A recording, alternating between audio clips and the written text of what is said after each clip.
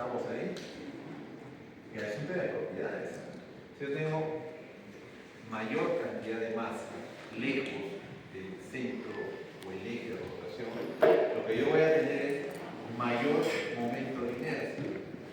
¿A qué es igual la energía rotacional? Porque de eso habla el volante de inercia. ¿A qué es igual? ¿A qué es igual? ¿Te acuerdas o no te acuerdas? ¿Cinética? La energía cinética angular.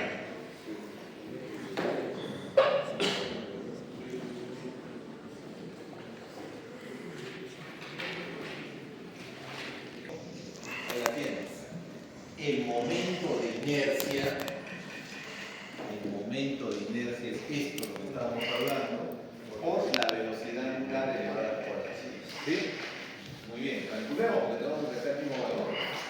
Si tenemos 600 RPM, hoy nunca hago una clase igual, ya estoy cansado de eso. Eso también creo que es un problema mío. Ya me he perdido ahora es una revolución. Y acá le vamos a poner, ¿cuánto? 2 pi radianes. Ahora, en minuto, equivale a 60 segundos. Se va a minuto, la red queda radian por segundo. ¿Cuánto sale esto?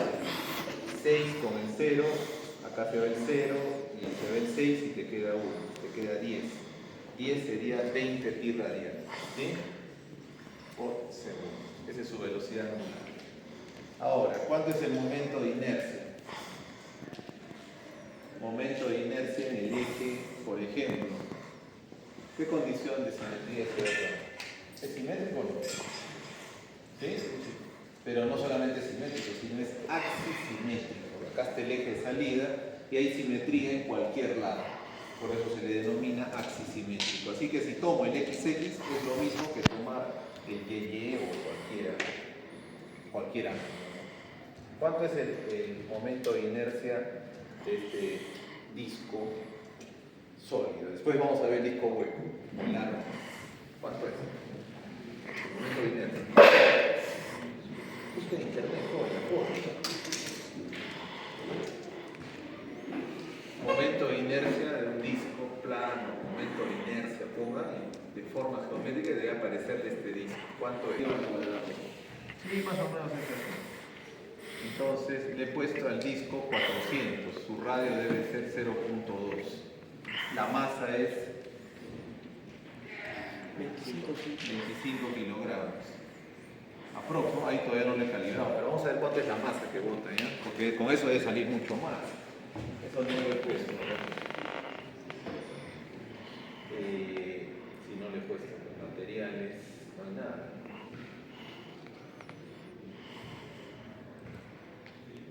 Masa, ¿no? Tenía masa del agua.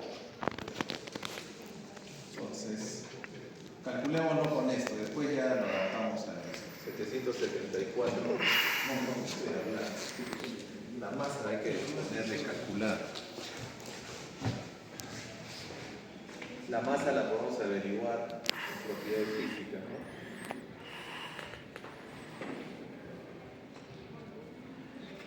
$19.3 kilogramos. ¿Está bien o no? La masa. Sí, ¿no? Es raro. Listo. ¿Cuánto ha botado de energía? Lo vamos a calcular. Ya tengo momento de inercia, masa, radio, velocidad angular, 20 pi radianes. ¿Cuánto es energía rotacional?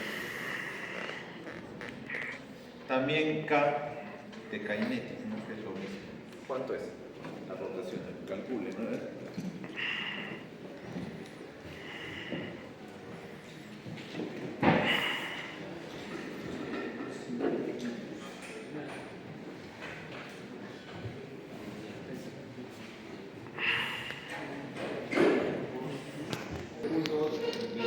Masa es 19.3 y radio 0.20 metros.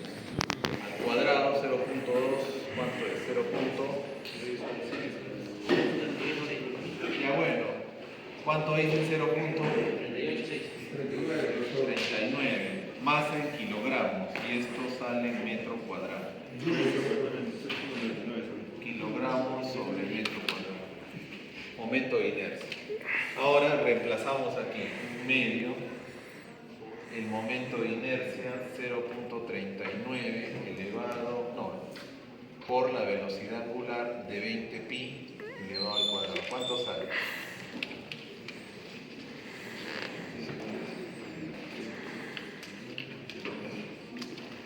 Pi al cuadrado.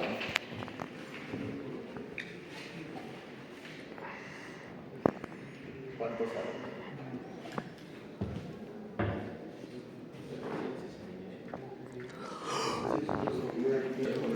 Ya, ahí dice cerrado 774. Está por ahí nomás, ¿no?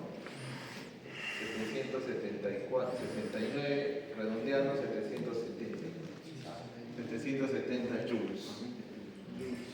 ¿Listo? 0.7 kilojoules.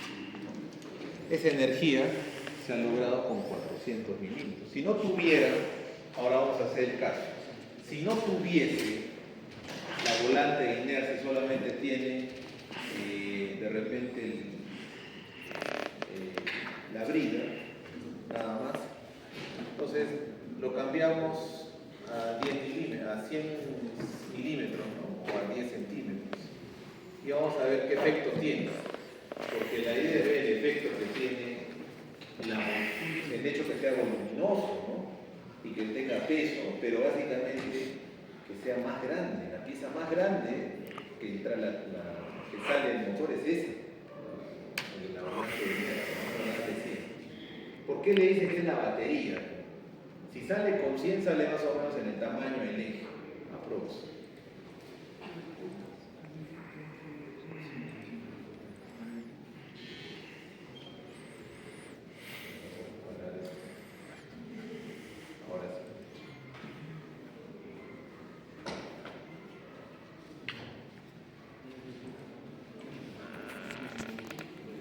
Ahora, ¿por qué me ha salido 774? Porque esto tiene hueco. La de acá tiene hueco. ¿Sí o no? Sí, claro, evidentemente hay menos masa. Ahora, si le reduzco, no le pongo una volante de inercia, solamente sale con 3 joules. ¿Cuánto es 3 o 774, como dice el software, menos 3? Aproximadamente 770 joules que tiene de energía rotacional solo por tener el diámetro de 400 milímetros. Nada más por eso. Nada más por eso. O sea, al haberle puesto diámetro de 700 milímetros y una masa de 25 kilogramos distribuida, que quizás esté más distribuida en esta parte, eso también podemos verlo después. Ahora tenemos 770 joules extra. ¿Para qué me sirve esa energía? ¿Para qué me sirve?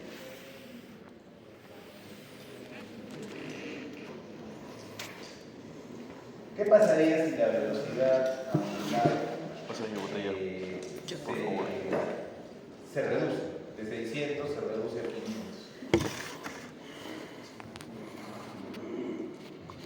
¿Qué debería pasar? Bueno, como no responde, porque uno tiene que saber, lo podemos ver acá. Vamos a decirle que en 2.5 segundos, que está acá más o menos, vamos a aumentarle acá, en 2.5 segundos, que es acá, cambie la velocidad rotacional a 500.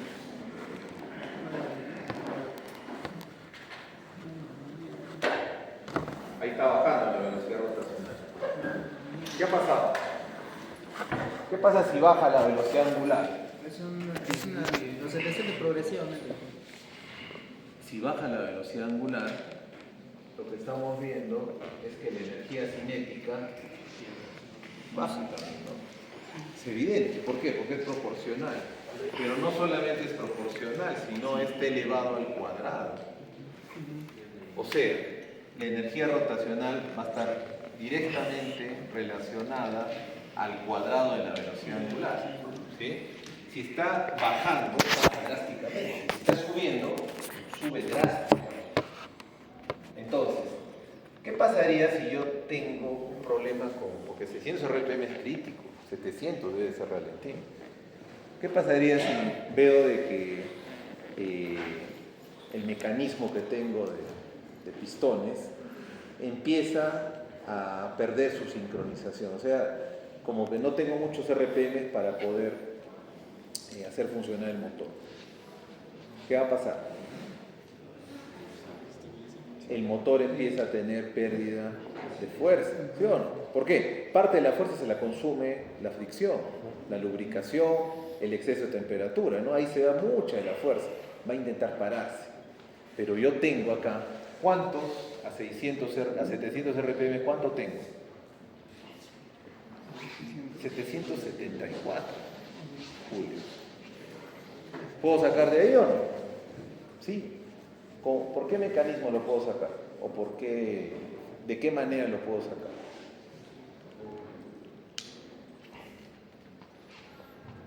Ahí estoy viendo la reducción, ¿no? La reducción en el motor. Yo tengo en el eje, este es el eje, en el eje yo tengo esta poca cantidad de energía rotacional, pero ahora me encuentro con este componente, y ese componente tiene 770 de energía dentro, y está conectado a este que solo tiene 3, que han calculado hace ratito, 3 nada más, 3 julios. ¿Qué puedo hacer?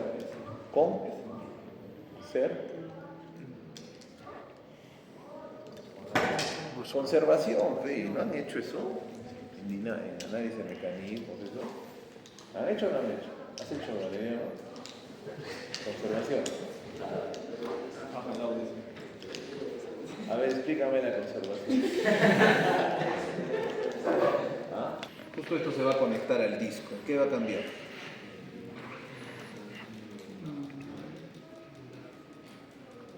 No, los dos son de energía angular, pero ¿qué va a acumular eso?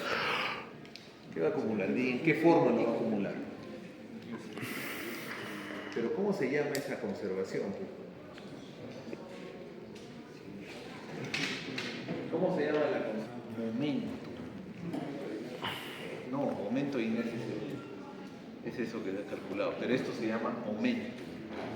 Momento mantiene, almacena momento. Y ese momento, que es como una cantidad de movimiento, se puede manejar ahora para evitar que el motor se pare, porque 600 RPM es muy bajo, 700 debe ser el rango. Entonces, para evitar que el motor se pare, porque se puede parar o no, tú tienes moto, ¿no? ¿Es a motor o es eléctrico? Es un pistón, dice profe. ¿La moto se para o no se para? ¿Nunca se te ha parado? No. Maldición. Tú tienes moto también, creo. ¿Se para o no se para la moto? Se para, pi. Se para. ¿Acaso no? La China sobre todo, ¿no? Quizás las Kawasaki tienen otra nota, ¿no? Pero las chinas, yo estoy en el semáforo, pasando ya, acelerado, y ¡pum! Se paró. Ahora tengo que estar tras, y el carro atrás molestando, ¿no? Tiene momento, esta masa de acá, esta masa de aquí, momento,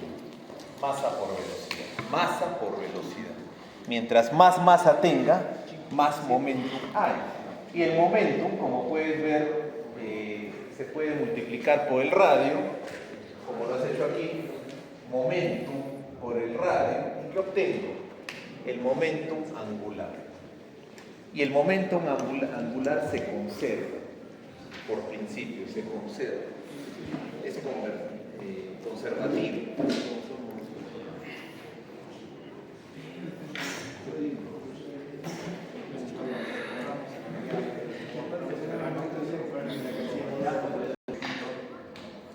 Al eje, del disco al eje se conserva. El H0 de acá, con el H0 de acá, se conserva. Y como hay conservación, la energía es transferida de aquí. ¿Cuánto de energía tiene? Solo por tener esa forma. 770, más veces. Y esta tiene 3. Por eso le dicen batería. puedo chupar de energía para este diámetro pequeño. Es sencillo la explicación de ahí, no es la gran cosa. Ahora veamos qué hay después de esto, ¿no? Porque ahí no acaba. Ya tenemos nuestro volante inerte. Ahora, como hay conservación de energía, ya entendemos por qué acumula energía. Mientras tenga más masa, incluso la masa debe estar en esta parte, lo más alejado del eje, tiene mayor cantidad de conservación, o sea, puede conservar mayor cantidad de momento angular.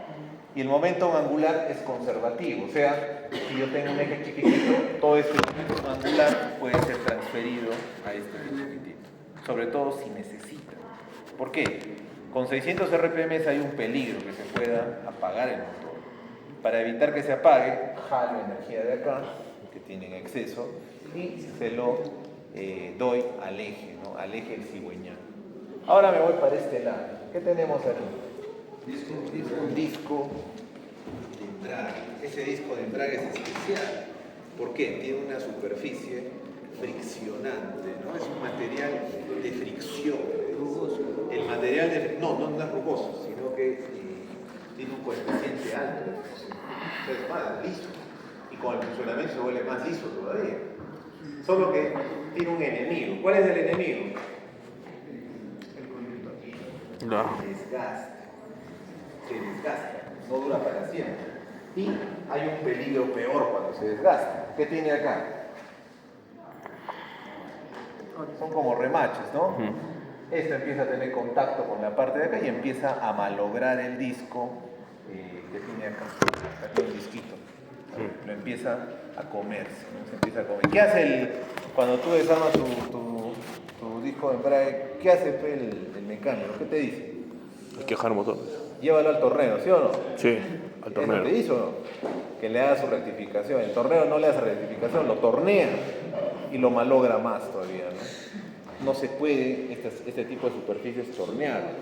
¿Cómo se fabrican? Ese material, el de acá, el disco de aquí y el disco de acá también. ¿Qué es, acero o aluminio? Pero ya, es una mezcla de hierro, pero ¿cómo se fabrica? ¿Cómo se han visto la fabricación de ese disco? Es como el disco de frenos, igualito. ¿Cómo se fabrica?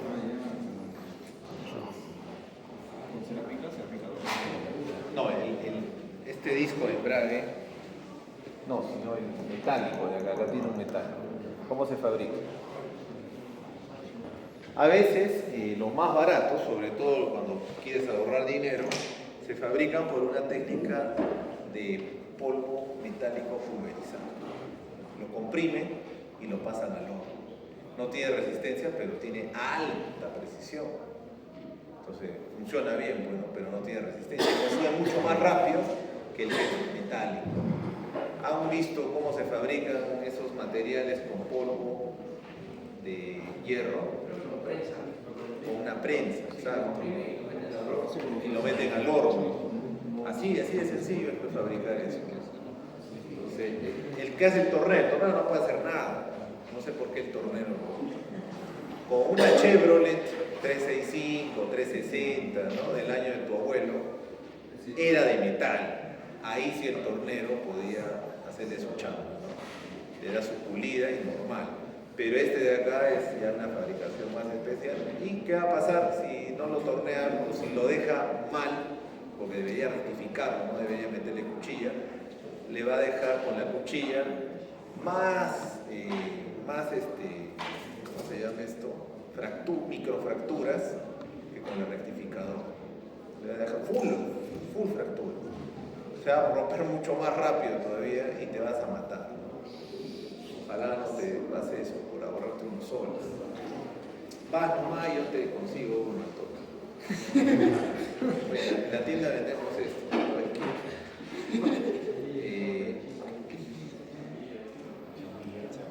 Acá tenemos ya sabemos que hay conservación entre este eje y este eje de acá que tiene más energía, ¿sí? ¿Qué pasa si incrementa la velocidad ahora? Si incrementa a 3000. ¿Cuánto llegará con 3000? Con 3000 RPM. Díctame o calcula cuánto es con 3000 y yo lo voy a poner acá con 3000. O sea, ya no va a bajar, sino va a subir a 3000 RPM. Hay momentos donde tú pisas y llegas a 3000, ¿no?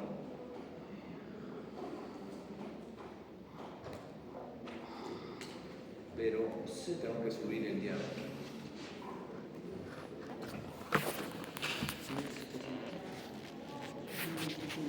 ¿1700?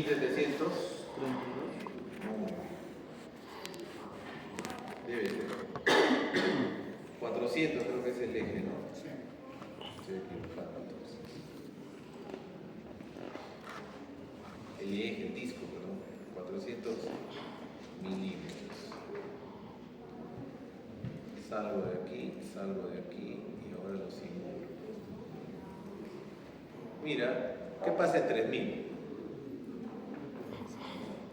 En 3000 tengo 19 kilojoules. 19 kilojoules de energía. 19.000. ¿Sí o no? Sale así, está correcto. O sea, si incremento más la energía, la rotación, corre nomás.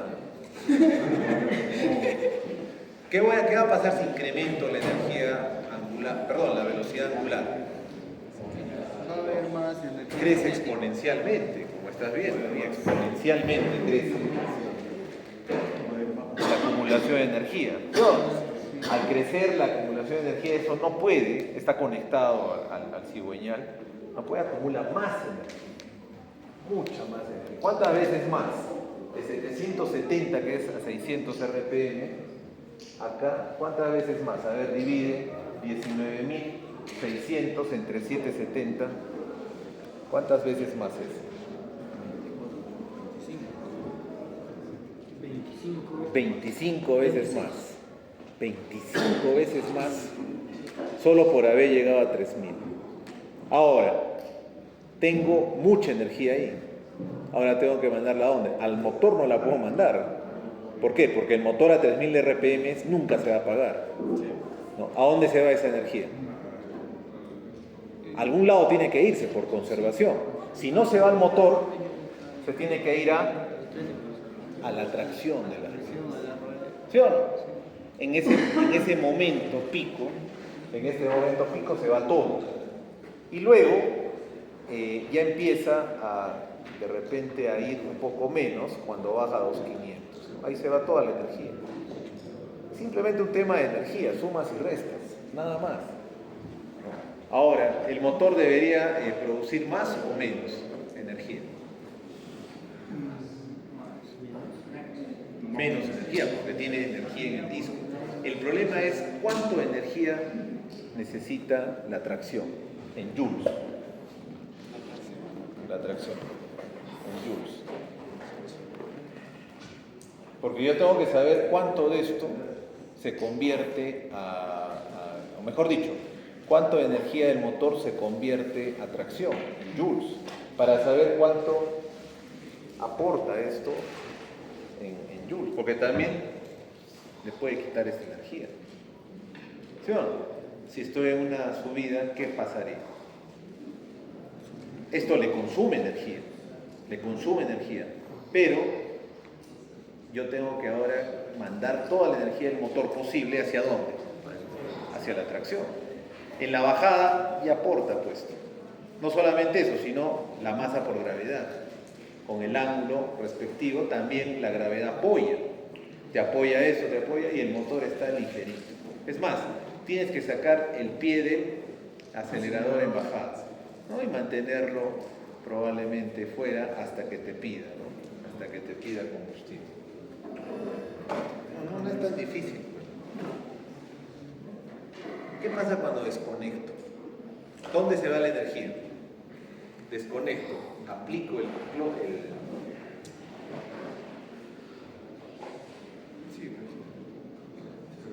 aprieto el pedal de embrague y se desconecta esto de acá. ¿Qué va a pasar? O sea, ya no hay transferencia desde el embrague es como un interruptor, que lo va a cortar. Ya no hay transferencia desde el motor hasta la caja de transmisión. No hay. ¿Qué es lo que va a pasar? Si el vehículo está en movimiento, tenemos dos ejes. Tenemos el eje input, que es este de acá, y el eje de salida de acá, del embrague. El eje del input, ¿qué RPMs tiene? Los RPMs del motor. Y el eje de salida, ¿tiene o no tiene RPMs? También tiene, pero ¿de quién? No, la volante de inercia está conectada al motor, fijo. ¿De quién tiene el eje de salida?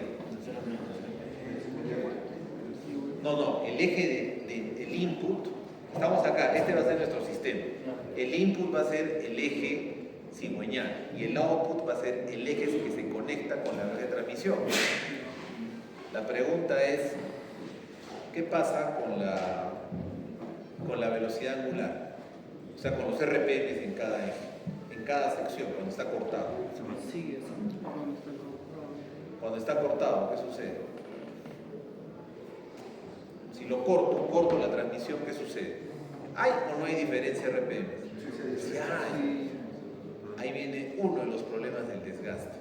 Cuando hay dos RPMs distintos, con torques distintos, lo que va a pasar es que va a empezar 4 etapas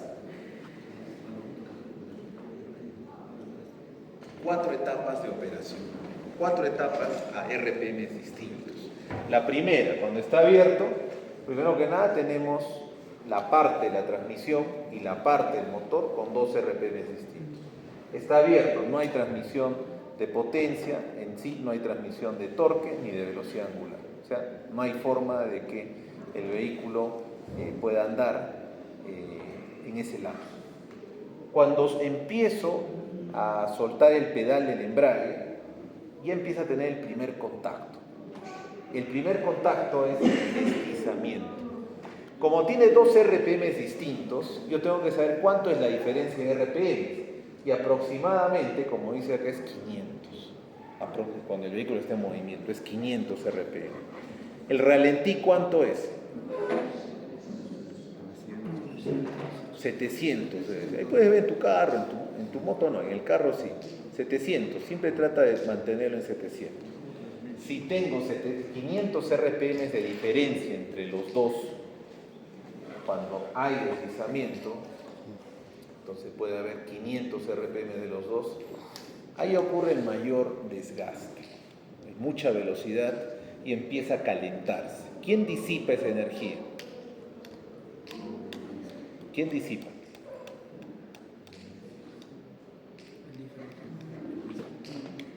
¿Quién la disipa la energía? ¿Quién actúa de ventilador ahí? Por la masa que tiene. ¿Ah? La volante de inercia. La volante de inercia actúa como una especie de ventilador que va a disipar energía, porque de lo contrario, ¿qué va a suceder? Pregunté. ¿Han hecho termofatiga o no? Por lo menos yo lo he hecho con mi curso de mecánica y material. Tú has llevado, creo, ¿no? Ahí está en la diapositiva. Digo, cuando veamos ingeniería del vehículo vamos a volver a hablar de esto, creo que siempre les digo. Hay termofatiga. Cuando hay mucho cambio de temperatura, sobre todo de alta temperatura y baja temperatura, empieza a haber fenómenos de termofatiga y empieza a haber un ciclaje. ¿Cuál es el problema que puede ocurrir? Por ejemplo, si hay exceso de temperatura, la destrucción del disco, del flywheel, de la volante. Cuando llegamos a altos RPM se destroza. Vamos a ver acá. En inglés, ¿no? Porque en español no hay nada.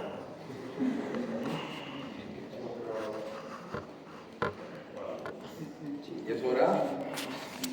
Que se vaya.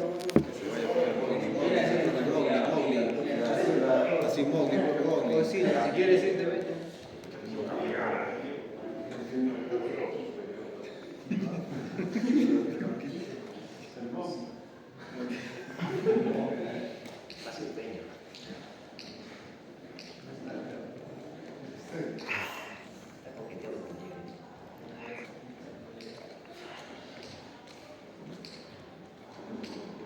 Usualmente, o mejor dicho, probablemente por el sonido van a tener que desarmarlo, pero no creo que llegue a destrozar. destrozarse, pero porque si se llega a destrozar, como ven en esa foto, ¿Te rompe el motor? se baja todo lo que se puede bajar.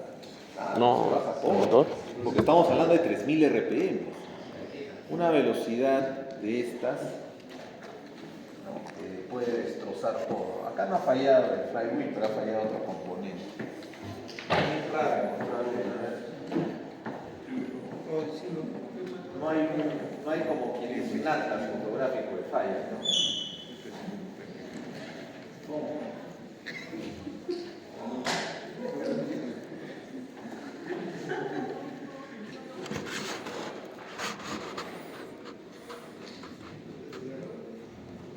Una vez han traído un disco roto, lo han traído, ya estaba con un pedazo suelto. No le tomé foto, pero me hubiera gustado comprarle.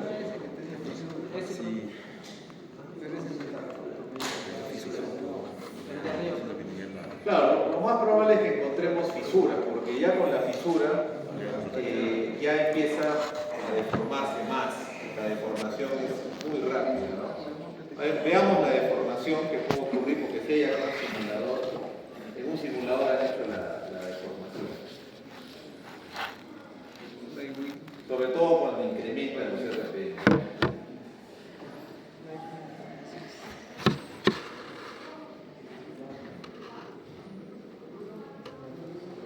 Asegura la protección de tu engreído y dale Dog Shout con 100 años de experiencia. Lavadora Samsung a 1.299 soles.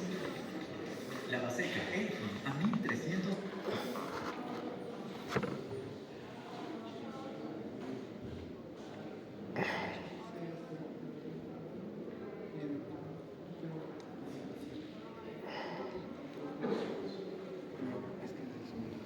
Lo podríamos hacer también para ver cómo se comporta con altos RPM, pero no lo alcancé.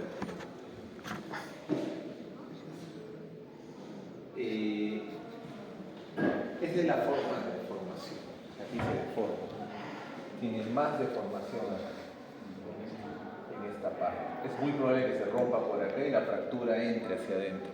Pero como tiene bastante conexión, pernos, todo eso, no lo va a dejar. Pero si se rompe un diente, que es lo que yo he visto, el potencial de destrucción pues es inimaginable, porque está 2000 RPM, 3000 RPM.